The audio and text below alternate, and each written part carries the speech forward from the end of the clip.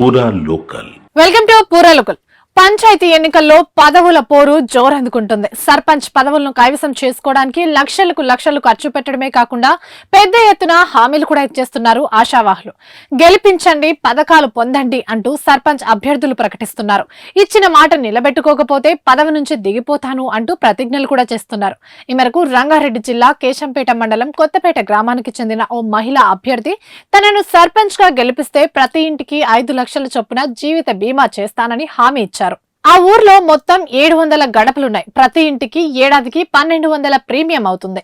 ఈ లెక్కన ఏడాదికి 8.40 లక్షలు, 5 ఏళ్లకు 42.5 లక్షలు అవుతుంది.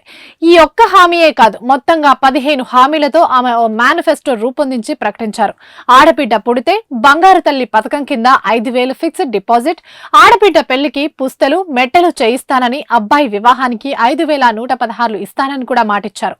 అలాగే ఊర్లో నెలకోసారి మెడికల్ క్యాంప్ నిర్వహణ, శాస్త్ర చికిత్స అవసరం ఉన్నవారికి 15,000 ఆర్థిక సాయం, ఇల్లు కట్టుకునే వారికి స్లాబ్ వేసుకునే సమయంలో 21,000, ప్రభుత్వ పాఠశాలలో చదువుకునే విద్యార్థులకు ఉచితంగా నోట్ పుస్తకాలు, బ్యాగులు, బూట్ల పంపిణీ, ఉన్నత చదువులకు ఆర్థిక సాయం, గ్రామంలో గ్రంథాలయం ఏర్పాటు, శివరాత్రి, శ్రీరామనవమి, మొహరం సందర్భాల్లో ఊర్లో అన్నదానం, రంజాన్ లో ఇఫ్తార్ విందు ఏర్పాటు, గ్రామ భద్రత కోసం అన్ని వీధుల్లో సీసీ కెమెరాల ఏర్పాట్లు, దహన సంస్కారాలకు 10,000, అంత్యక్రియల కోసం వైకుంఠ రథం వితరణ చేస్తానని ఆమె ప్రకటించారు. ప్రస్తుతం ఈ వ్యవహారం చర్చనీయాంశంగా మారింది.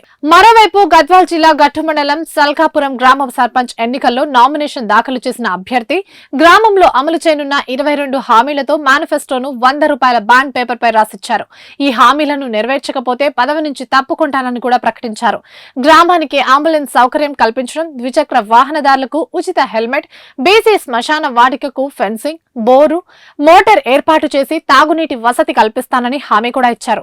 వితంతు మహిళలకు ఇంటి నిర్మాణం కోసం 10,000 సాయం, ఉచిత గ్యాస్ సిలిండర్ల పంపిణీ, ఊర్లో బీటు రోడ్లు, సీసీ రోడ్ల నిర్మాణం చేపడతానని కూడా హామీ ఇచ్చేశారు.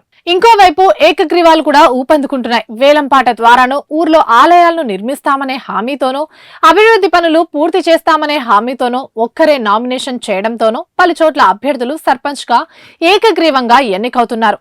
నిజామాబాద్ జిల్లాలో 10 గ్రామ పంచాయతీలు, కామారెడ్డి జిల్లాలో 5 గ్రామ పంచాయతీలు ఏకగ్రీవమైతే ఇందులో వర్ణి మండలంలోనే 8 ఏకగ్రీవం అయ్యాయి.